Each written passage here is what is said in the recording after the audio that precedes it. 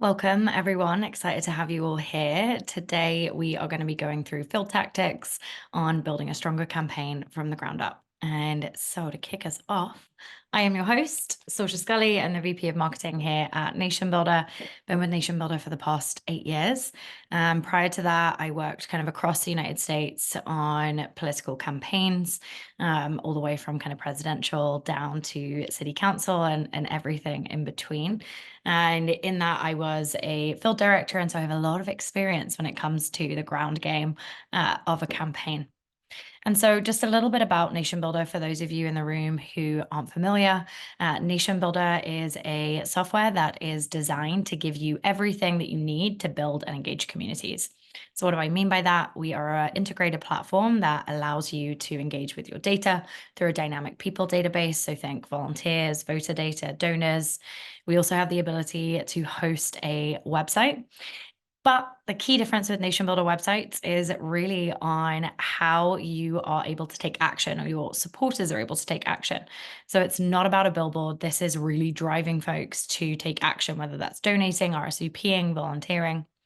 We then have our powerful communication suite. This is where you're able to email and text individuals if you are based in the US and Canada on the texting side.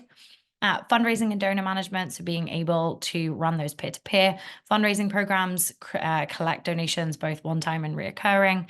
And last but not least is kind of the distributed leadership tools, which really, when we think about that in a political campaign lens, being able to run distributed programs. So think your precinct captains, permission sets, etc. Okay, so just a little bit about our impact in 2023. You can see here kind of the breadth of what our customers did throughout 2023, which wasn't a crazy large election year. There were obviously some elections, but I think the most important thing to pull out for this particular conversation is just the communication impact. 2.3 billion emails sent, 20 million plus texts sent, and we are continuing to see that grow and ramp up.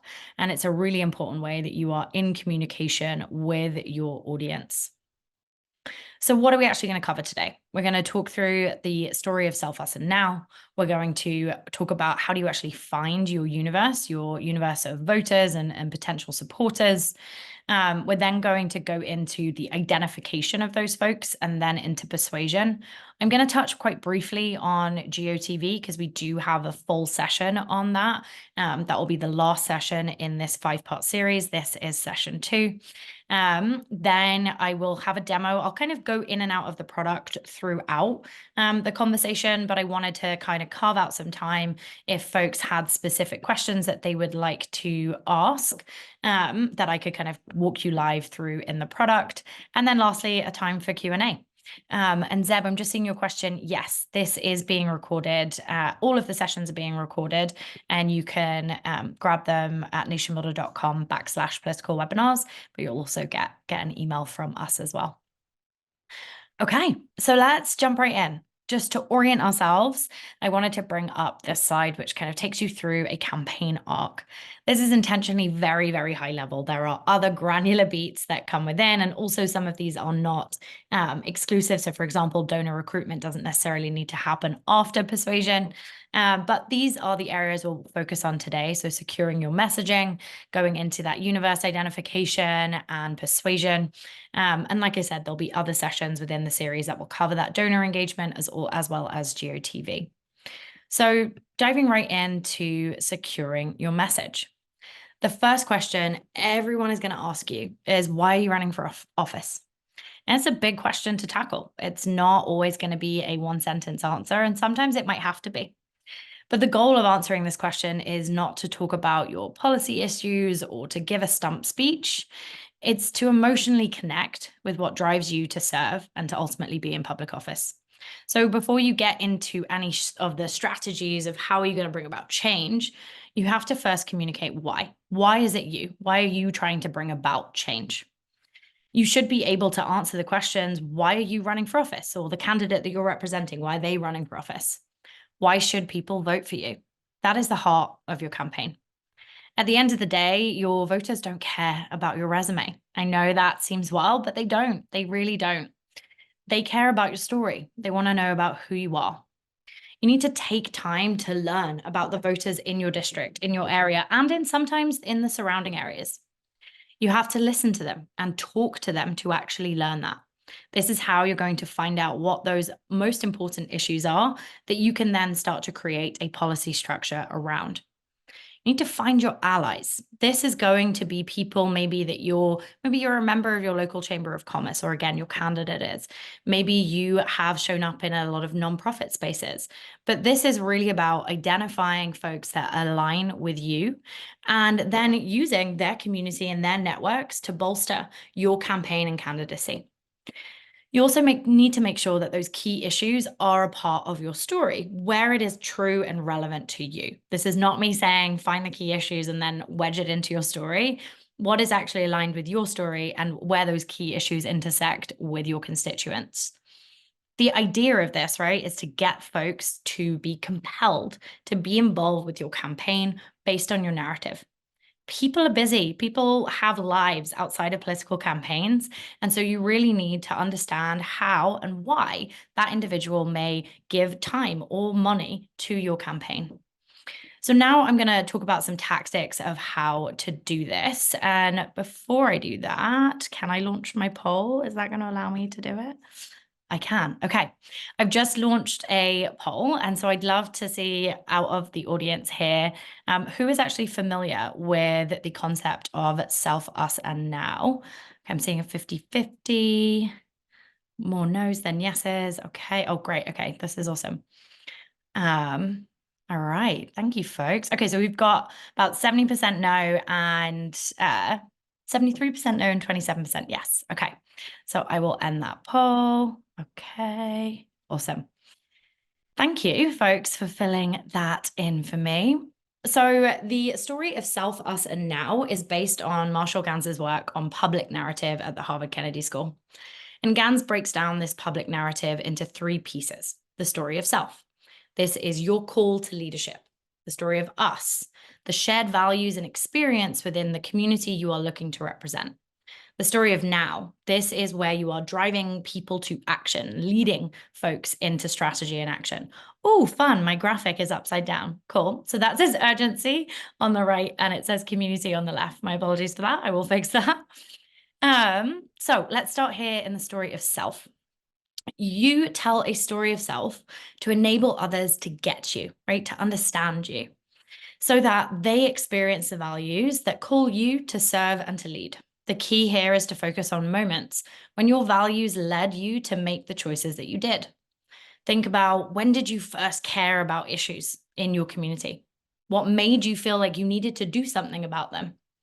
When did you realize that it was you that actually had to run for office? So that's your story of self. The story of us. Once you can articulate that story of self, start thinking about why you are called to lead, right? That's your story of self. And now you can get into the story of us. And this is the story that enables your community to actually get each other. What do I mean by that? That gives them the ability to see their shared values with each other through you as the leader who is bringing them or convening them together. The goal here is to inspire people to think about how they can have action together, right? Maybe that action is getting you elected for office. But the goal with your story of us is to make sure that your community can see each other in the shared values or pain that they have.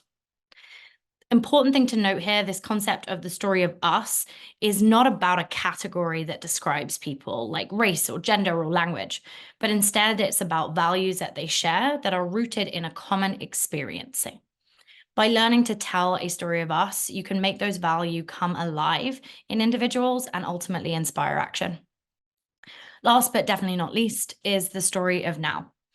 So in the story of self, you've said why you're running for office. In the story of us, you have understood who's going to join you, right, on that shared value. Now you need to get into a place of the story of now, this moment in time. The whole premise of the story of now is to create a sense of urgency, a call to action for your individuals that are looking to get you elected. This story is rooted in the values that you celebrated in the stories of self and us, and they has to communicate in your story of now a couple of core components. What is the urgent challenge that requires the collective action? What hope do those individuals have that they can meet this current challenge? What specifically do they need to do to act? And you can close your story of now, and you can think about this in a framework of knocking door to door, but also if you're hosting community events and you have a 5-10 minute speech that you need to give as a candidate, closing your story of now with something as simple as, will you join me? If those three components exist throughout your campaign narrative and your campaign messaging, you have a really, really high chance of truly connecting with your audience, which ultimately will turn out into people going to the polls to vote for you on election day, or again, your candidate if you are a consultant here today.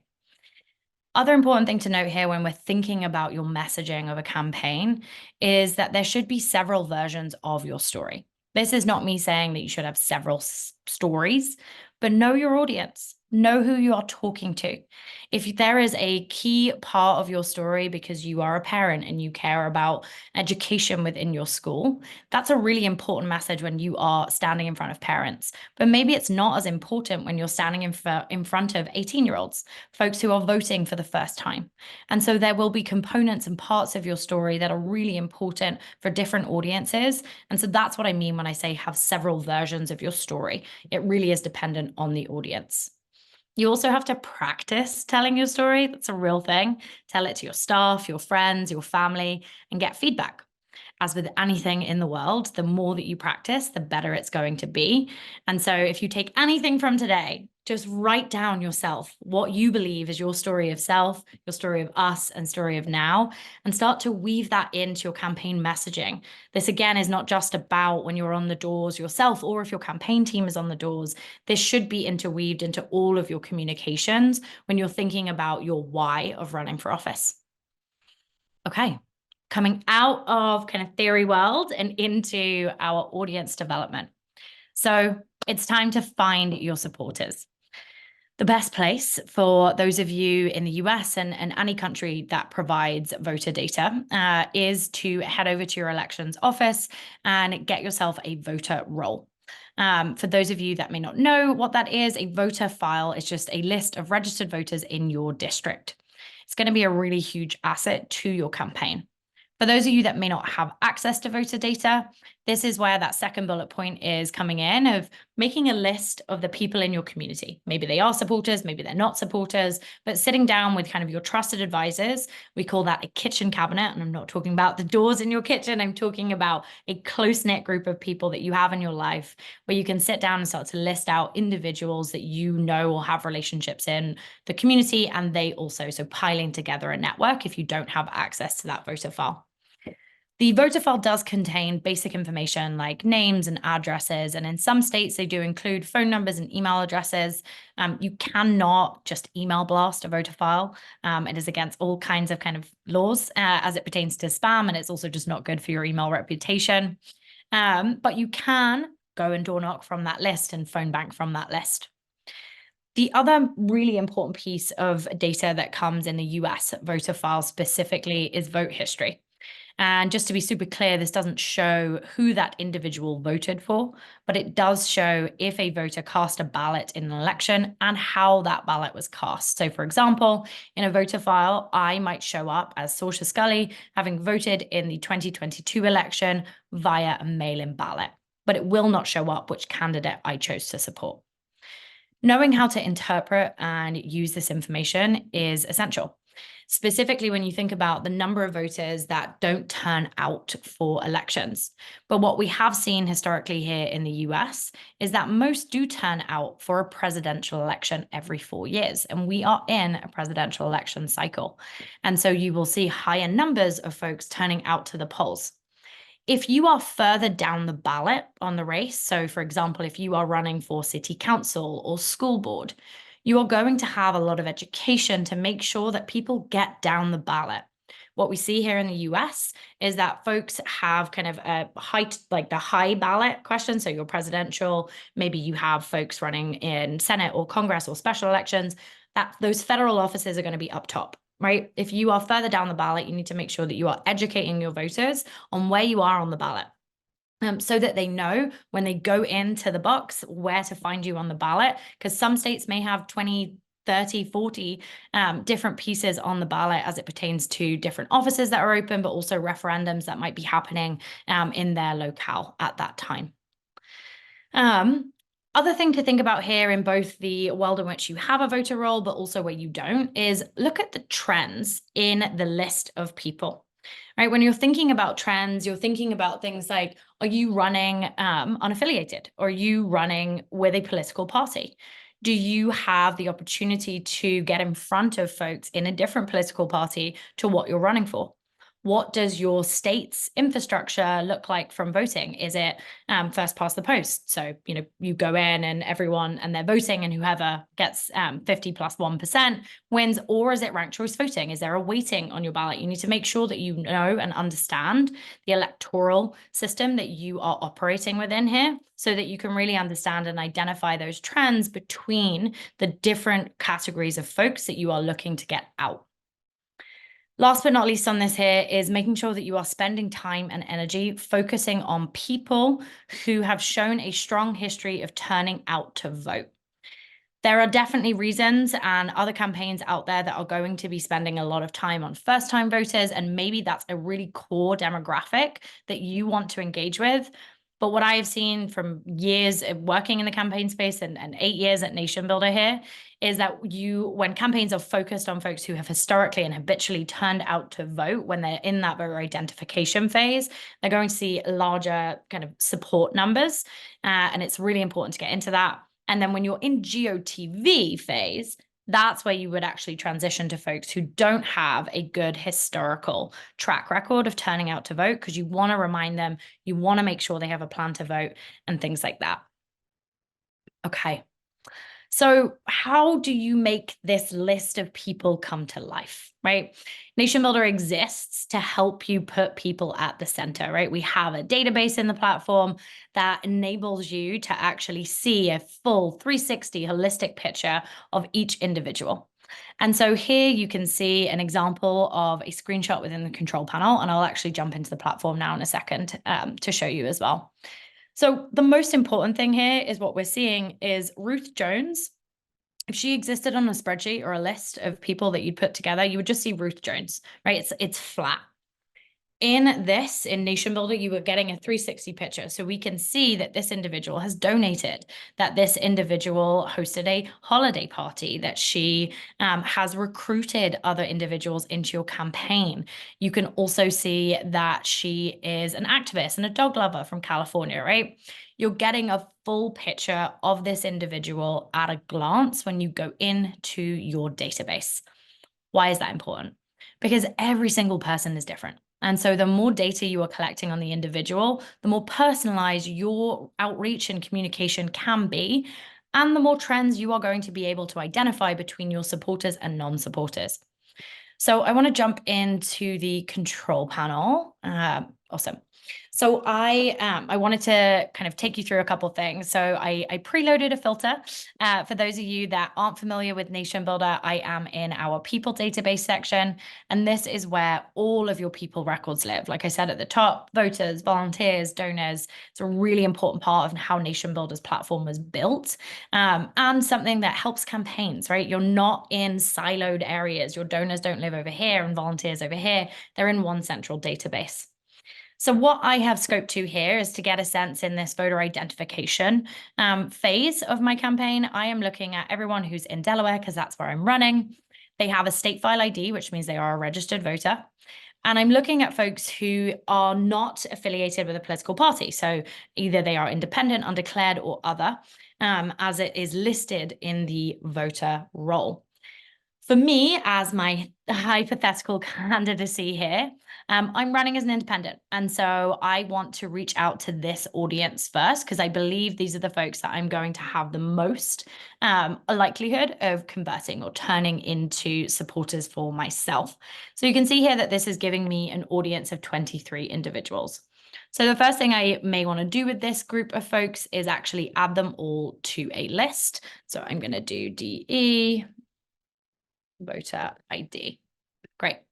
I've now created my list of folks, and you can see down here that people are being added. So now that I have got this audience, it's obviously very small, of 23 individuals, I've gone into my list view and I can see in here that I've already done some contact, right? My campaign or myself as a candidate has already started to reach out to these folks. So we've got 8 individuals of this 23 list have been contacted.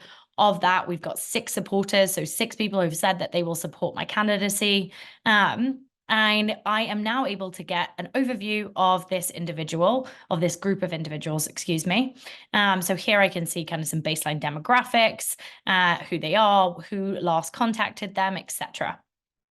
But when I am in a list view within NationBuilder, there are a number of things that I can do from a campaign perspective, especially again, aligning this back with finding my audience of people. So the first thing I want to show you in here today is our householding functionality.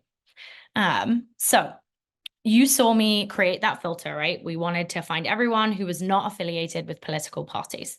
That does not mean that there aren't other people in their household that I want to engage. So when I am in my voter identification phase, yes, I have a criteria at which I want to ensure I am speaking to the right folks. But in voter identification, I might be sending out a mailer. And so I don't want to ignore the other individuals in these households that don't meet my criteria. So what I can do right here with our householding functionality is I can add the additional people that didn't meet my criteria to my list so that when I'm sending out my voter identification mailer, I'm not disregarding other people in the household, for example. So here you can see on my list, I had 22 households and there are 32 people that I can add. So here I can go in, I can just click add 32 into household. And now you can see that my list has increased from 23 to 55 because I added in those additional 32 folks that didn't meet my criteria, but that I want to make sure I am including when I'm doing my mailing to that individual. It's a really important strategy when you're thinking about your key target audience, but also when you want to send mailers specifically to individuals, right?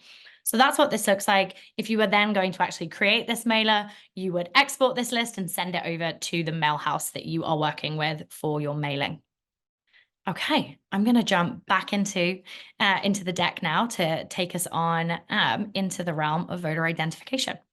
And please feel free to drop questions into the Q&A section and I'll get to them live or wait till the end. Okay, so voter identification. There are different types of conversations that you are going to have with individuals here, but ultimately you need to speak to your voters 7 times. That can show up in a myriad of different ways. Door knocks, direct mailers, like I just, excuse me, walked you through, phone banks, mass communication, email or text, sometimes social media, but social media has such a larger reach that I wouldn't necessarily call it a voter identification tactic, but there can be some one-to-one communications that you can do within social media platforms that your campaign may want to think about a strategy in that realm as well. Ultimately, though, you want to have conversations with registered voters to identify their level of support or total lack of. That is just as important. Getting your 1s and 2s, right? And so you can see that last bullet here talking about a scale of 1 to 5. 1 is your strong support, definitely voting for you. 2 is a medium support, right? They support you, but you're not 100%. 3 is completely undecided. That person has identified to you that they are undecided. They're not sure who they are voting for in this election. 4 is they're not 100% against you, but whatever the conversation was indicated that they didn't support you. And 5 is absolutely not. They do not support you. And the 4 and 5 and the 1s and 2s are really important because you don't want to waste your time. Time is so precious. It's the only thing you can't get back in a campaign. And I can count on, I need 2 hands, 2, I have 2. I need 4 hands, there we go, to go through the amount of times I've come to the end of a campaign and been so annoyed with the fact that I spent, or my team spent time reaching out to these 4s and 5s because we just weren't using the data we had. And so it's really important to get that data and get it into your database so that you can equip your team to be speaking to the right people at the right time. So ultimately, the goal of an ID conversation is to ID.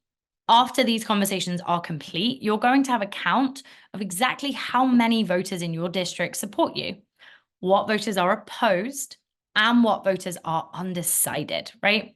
This is a really important categorization. You've got your supports, your undecideds, and your againsts, so that you can then, when you're moving into voter persuasion, really drill into that bucket of kind of threes, your undecided folks, with specific messaging that aligns with issues they care about. Maybe they live in a specific precinct that you know cares about a specific issue, right? This is where you can get really, really intentional excuse me, with your audience engagement.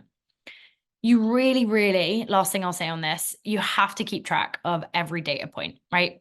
In these conversations, you are picking up pieces of gold, whether that is that someone is no longer registered at that address. Maybe the voter roll hasn't been updated.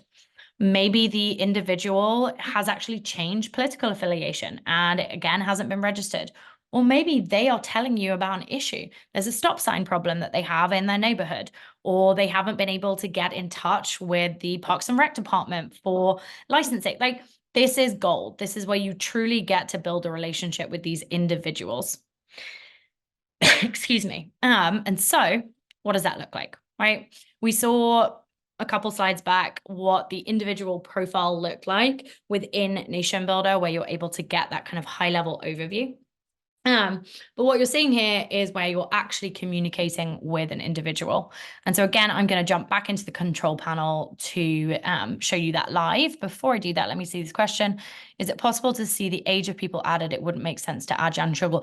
Great question, David. So the household functionality is based on the data you have in the nation. And so the data I have in the nation right now, the dummy nation I'm just going through, is a voter roll. So there would be no one on that list that's under 18. If your campaign did have data in it that was for children, then you would need to add that into your filter criteria to remove by date of birth. But if you're just operating from a voter roll, there won't be any young children in the household. That's a great question. Cool. Okay.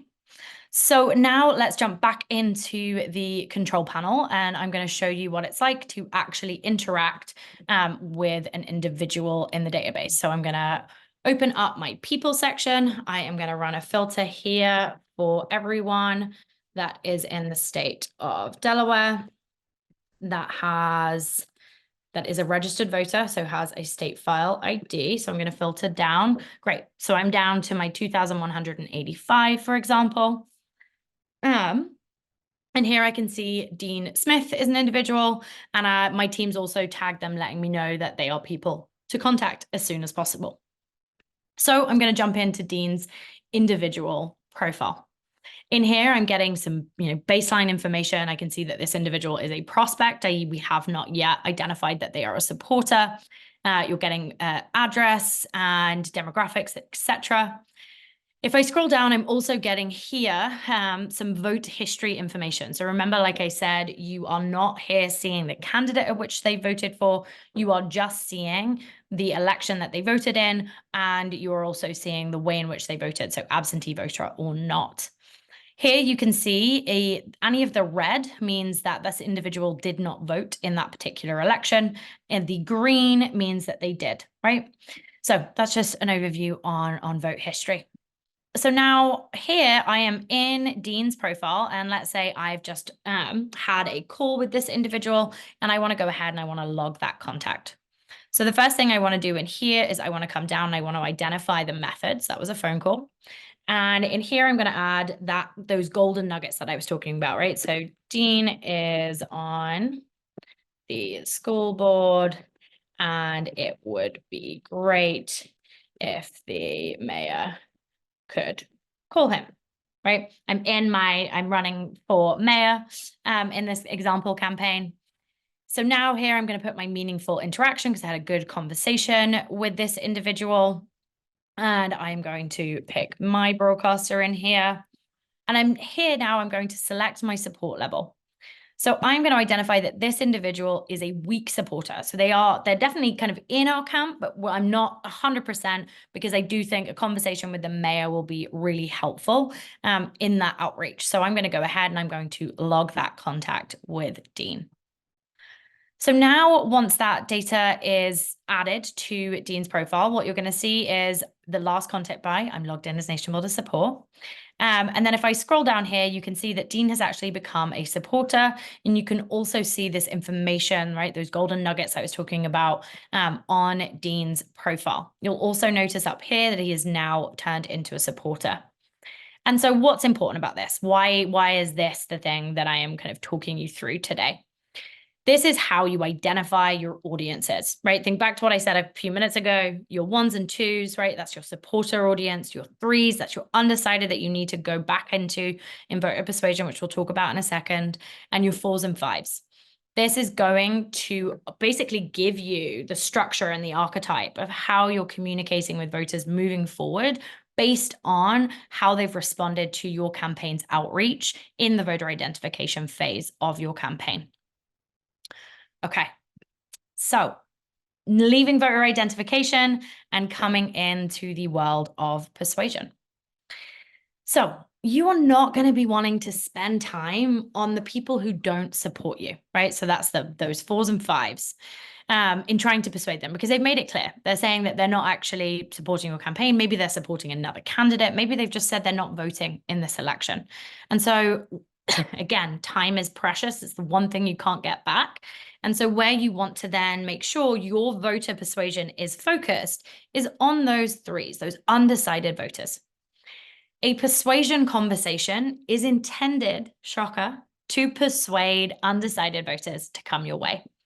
These conversations are very different than voter identification, where you're introducing the candidate, or you maybe are the candidate yourself. You're introducing yourself. You're kind of in a very learning phase and making sure that people know who you are, right? Again, all the way back to the story of self, right? That's really where your identification is. When you're in a persuasion conversation, this is about the issues. This is about the issues that are most important to those voters, and stating where you as the candidate, or if you're working for a candidate, where your candidate stands, and building a relationship in that moment. And then asking for their support, not presuming, asking for their support.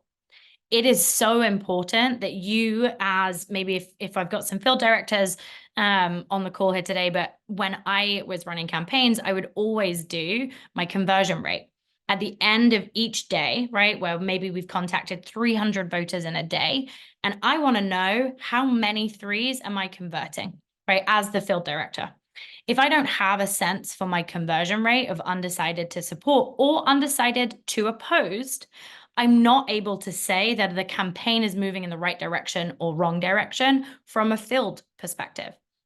If we're talking about fundraising, it's a whole different world. And I'm sure for anyone who's on the call that is on the fundraising side of things, you're looking at very different metrics. But I often get asked the question of like, what are the metrics to look at when you're running a field campaign? Obviously, you just have sheer volume, right? So total number of knocks, total number of calls, but you also should be looking at your conversion rates from undecided to opposed and to support. Excuse me. When a supporter is in this moment where they are trying to make a decision, they're trying to understand why they should vote for this individual, you have to listen to them, and you have to train your volunteers to listen to them. This is not just about you regurgitating information and going through your bullet point list. This is about building real relationships with your constituents. If you do that, and if you train your team on how to do that, you will have a higher turnout rate for your candidate. I've seen it time and time again, where there is not training done for staff and candidates on how to actively listen to someone. And so think using I statements and reflecting back. So for example, we'll do a role play. I'm on the phone again with Dean, and I say, hey, Dean, I would love to chat to you today about Sorcha. She's running for mayor. Dean says, great. I have three main problems that I really care about. One is transportation, two is education, and three is social security. I then, as the volunteer who's calling Dave in that conversation, will say, thank you so much for sharing that with me, Dave. Can you talk to me a little bit more about enter in one of those things, social security? Dave is now going to talk about that specific issue. If my candidate does not have any policies that are aligned with social security, I don't need to lie, or I don't need to make something up. I need to move, right? So that's the pivot. You need to pivot the individual into the issue that they care about, that your candidate does have messaging or policy stance on. Never lie in these conversations. And when I say lie, I don't mean that like as intensely as it may come across, but it's not going to do any benefit to your campaign if your volunteers or your candidate yourself are saying things that they can't back up once they're in office. Lastly in here is the different iterations of your public narrative. So this kind of speaks to what I just shared, but really this is about that story of self, us, and now, and having the different versions of it and how that interweaves into persuasion when you're talking to voters. If you've got that narrative, that's why I always start with it. If you've got your messaging locked, it's going to be really easy for your team to create scripts that are persuasion in nature or identification in nature.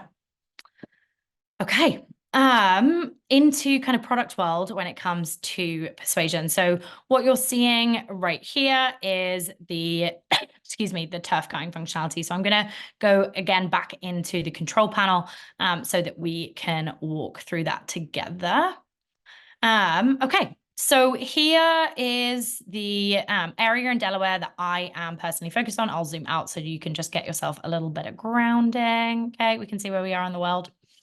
Awesome. So this is my key audience here that I want to engage with, that I want to be doing some persuasion and interaction with. And so to show you that audience live, you can see I've got 4 target precincts. They have historically been contacted by door knock, and their support level is undecided, right? So this is my audience. These are the folks that I need to now go to and I need to persuade. So now if I come back over into my turf area, I am going to cut a turf for an individual group of volunteers that's going to be going out on the doors. Okay, let's get ourselves a little bit closer in here so I can make it really manageable. For those of you that have cut turf before, you want to make sure it is feasible that someone could actually get to these doors within their volunteer shift. So I'm going to cut it right here. And we'll see. Oh, we've got 146. So for a turf like this, I would recommend, 345. That is a big turf. So for a turf this big, I would definitely recommend that you have at least 4 volunteers. So I might actually make this a little bit smaller. Yeah, let's make this smaller. I'm gonna clear my turf because this turf is not what I want. It's too big. It's way too big. Okay. So I am going to make this significantly smaller so that we can see a little bit more of a realistic turf. 164. Great. All right. That is good with me. So I've now identified my 164 people that folks are going to contact. This is going to be turf 1. DE4, because that's my precinct. The slug is going to pre-populate. And here I can identify how to distribute, right? Distribute out who has access to this specific turf set. So on this side of things, you're able to share it by permission set if you're using specific permission sets. How I traditionally do this when I'm running campaigns in NationBuilder is I will share it with the field director or the field captain for that specific precinct. This really just depends on how you're structuring your campaign, the field component of your campaign. And so in this example, Erin Rausch is the field director for this specific geography. So I'm going to save my list. And now if I come in to this specific audience, here I can see the 164 individuals. We know that we need to do some work with these folks and contact them. And so if I was using NationBuilder here to do this, I could navigate into print sheets. So that's physically printing out your sheet. So I would do a walk sheet, split, odd, even in this example. And currently active. Great. Okay, I'll do that. Download sheet. And I'll let that generate in the background and come back over here. So the other piece in this that you can do is call view. So similar, I don't have any phones in this audience, so never mind, not in this example, but I'll show you in a second. Data entry view here is where you would come in and you would identify based on the walk that was done or the phone bank, if these folks did have phone numbers, and you would come in here similar to what you saw me do with Dean earlier. and you would identify the individuals, log the contact, and remove them from the list. This is, again, what I'm talking about when it comes to every single piece of data needs to be tracked so that you can retarget and make sure that your team is the most effective out on the ground. I'm going to jump back over into print sheets and see. Awesome. So this is now ready. So I can show you what this looks like. And so here you can see the printed sheet for this specific area within our odd, split odd even list. Here you can get some of just what the abbreviations are within the list itself. So party, voting, results, demographics, etc. And now down here is where your volunteers would actually be able to go in, identify the results. So are they not home? Was it a refused? Is this individual inaccessible? Was there a language barrier, etc.? Identify their support level if you were able to connect with them. If they are letting you know how they're voting, maybe they're voting early, they're voting by mail-in ballot or absentee ballot, or maybe they're not voting.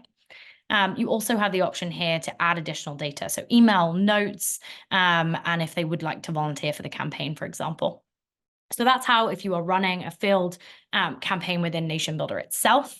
And I'll talk at the end of the session today about some of our partners that do this with mobile applications as well.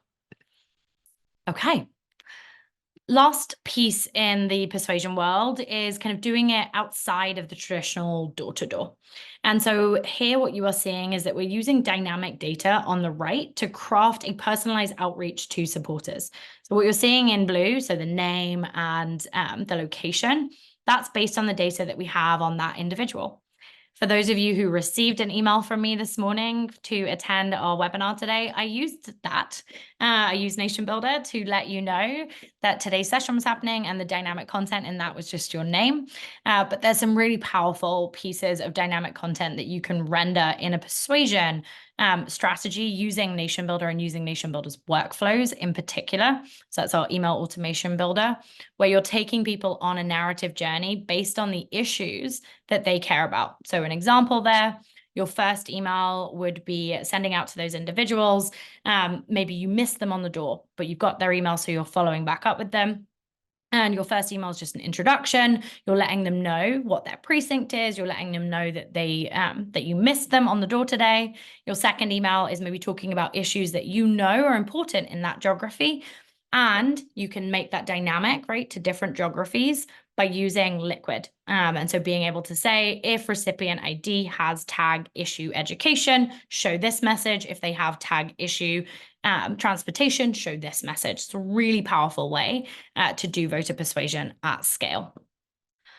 Okay. Moving into GOTV. Like I said, I'm going to really quickly run through this just because we have a whole separate session on GOTV at the end of the month. So Get Out the Vote, or GOTV, is one of my most favorite periods of a campaign. It is a lot of coffee and a lot of Twizzlers, but this is really where you focus all of your efforts on making sure that your supporters turn out to vote on election day. This is not a simple component of the campaign by any means, and truly we could spend a full hour. Like I said, there is a session on it, but for now, I just want to walk you through some of the kind of basic parameters. So first up is locking your GOTV universe. For any of you who've ever been on a campaign before, you know how important this is. This is where you are done with voter identification and voter persuasion, and you have a locked audience. So therefore, you know how many people specifically you need to contact. Let's say it's 10,000 people, just for ease of maths, that you have ID'd as supporters of your campaign. You now have a 10,000 person universe to operate with. That is really important because from there, you need to cut it down. You need to say, okay, how many times am I going to try and contact this individual? How many volunteers is it going to take me to contact 10,000 voters? What am I going to do with the audience that are maybe inaccessible? Maybe they live in an apartment building and the only way we can contact them is by phone. And so to do all of the kind of like kabuki stew, that's the word I'm using, that goes into creating a really good and robust GOTV plan, you have to have your locked audience before you can start anything else. Generally, excuse me, generally the GOTV efforts take place kind of the last week before the election, but sometimes campaigns will want to do an absentee GOTV that might carry on for the whole last month of the campaign. That's really all about your audience, your demographic, your constituency. Like, is a absentee GOTV effort worth your while? And that will be really dependent on the demographic of your folks. So, excuse me. So what are the other pieces I want to make sure we cover here? Oh, yeah. Targeting the right people. So again, that's all about your locked universe. This is where you want to make sure that once you've got those 10,000 folks, how are you going to cut them up? There's obviously the basic by doing it by geography, but really this is where you want to look at that vote history. If you know that someone has voted in the last 6 elections, I can assure you that they are going to go to the polls on election day. If, like Dean, who we had as an example earlier, they've only voted in 2016 and 2020, they probably need a reminder. They need a push, right? And so this is where you can start targeting your specific audiences and increasing maybe the number of times you reach out to the folks that have only voted in the last 2 of the last 5 elections, so that they can set themselves up for success. They need to have a vote plan, a plan to vote, right? They need to know when they're going so that you can coordinate your election day efforts to make sure that they are getting to the polls when they need to. Some top tips on GOTV communication. So sending 3 emails and 3 texts. That is day of. This is what I'm talking. This is actually election day more so than GOTV. This is a bare minimum, like minimum viable product of 3 emails and 3 texts on the election day. You can do this in a kind of timed effort. So you could do morning of, polls are open. You could do lunchtime, and then 2 hours before polls close. But really, it is a bare minimum. Social ads. So messaging about the candidate on the day of the election. This is really just showing that your candidate is out, that they are in the local neighborhoods. Maybe there's a luncheon that happens every year, things like that. Your candidate needs to have a really clear plan. Like, when are they going to vote? Will there be photo opportunities when they go to vote?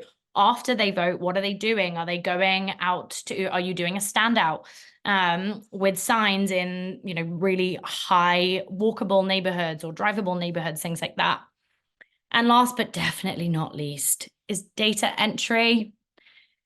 Even on election day, it is so important that you are entering the data of your contacts with your voters, and if that individual is telling you that they have already voted, because immediately they should be removed from your outreach audience.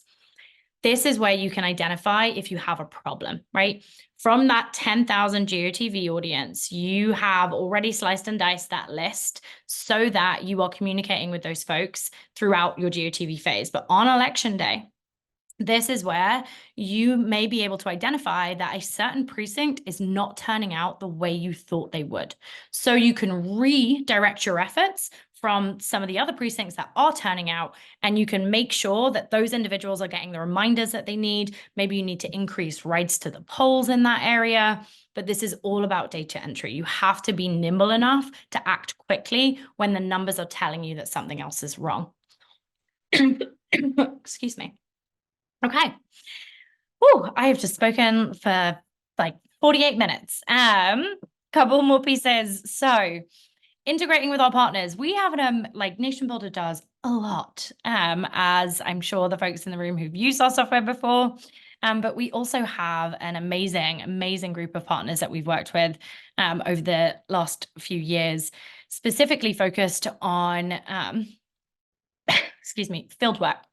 And so eCanvasser, Field Edge are 2 folks that I personally worked with. eCanvasser actually partnered with one of our organizers last week to give an overview, and I'll make sure that that video gets shared with this audience as well. But you can see here on the left-hand side a number of other folks that we also partner with to equip our campaigns to not have to use the print sheets like I showed you. I personally am old school and I love the paper. I think you can't beat the handwritten notes, but I do understand the value of our canvassing apps, and they are fantastic to work with. If you jump over to nationbuilder.partners, which is what you're seeing on the right-hand side, you're able to browse our full partner directory. and get into some of the more specific questions that you might have for those individuals. And obviously, if you have any questions that I can answer on those apps, please feel free to pop them in the chat or shoot me an email.